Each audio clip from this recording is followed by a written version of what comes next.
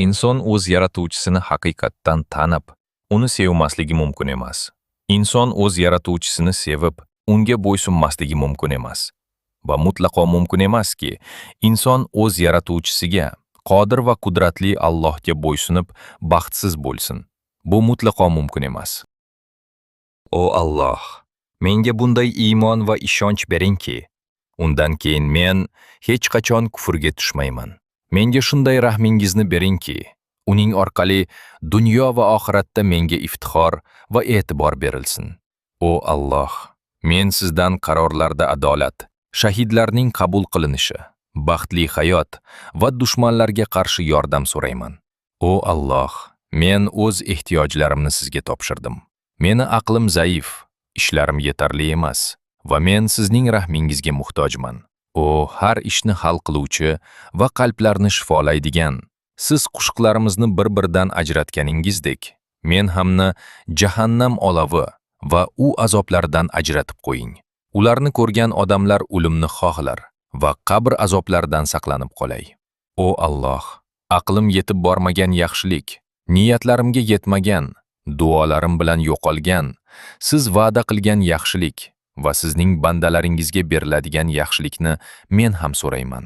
Iloh, menga ham uni sizning rahmingiz orqali nasib eting. O Alloh, qat'iy va'da va solih amallarning sohibi, men sizdan qo'rquv kunida tinchlik, abadiylik kunida jannatni so'rayman.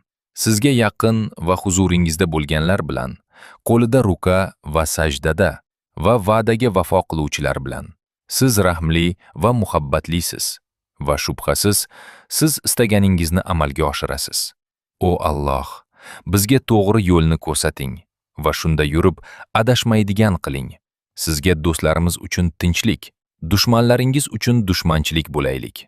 Sizni sevganlarni siz sevganingiz kabi sevaylik va sizga qarshi bo'lganlarni sizga qarshi nafrat qilaylik. O Alloh, bu mening duam va qabul qilish yoki qilmaslik sizga qaraydi. Bu mening harakatim va men sizga tayandim.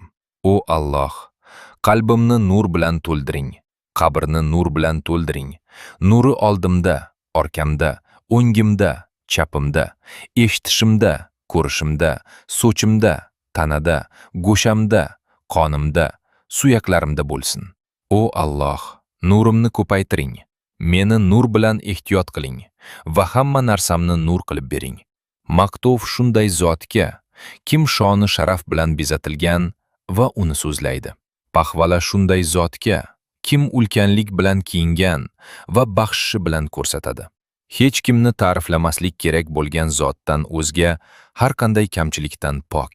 Pahvala rahm va ne'mat egasiga. Pahvala ulkanlik va sharaf egasiga.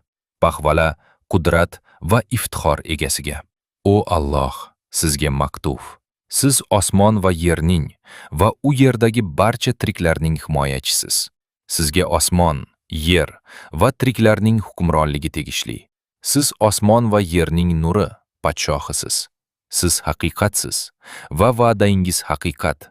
Siz bilan uchrashuv haqiqat, so'zingiz haqiqat, jannat haqiqat, do'zax haqiqat, payg'ambarlar haqiqat, Muhammad sallallohu alayhi va sallam haqiqat, qiyomat haqiqat. O Alloh, men sizga topshirdim, sizga tayandim, sizga iymon keltirdim, sizdan tavba qildim, siz bilan bahs qildim va sudga murojaat qildim. Avval qilgan ishlarimni, kechiktirganlarimni, yashirin va ochiq qilganlarimni kechiring.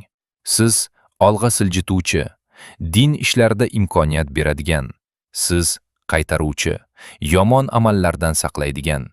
Sizdan o'zga hech qanday iloh yo'q.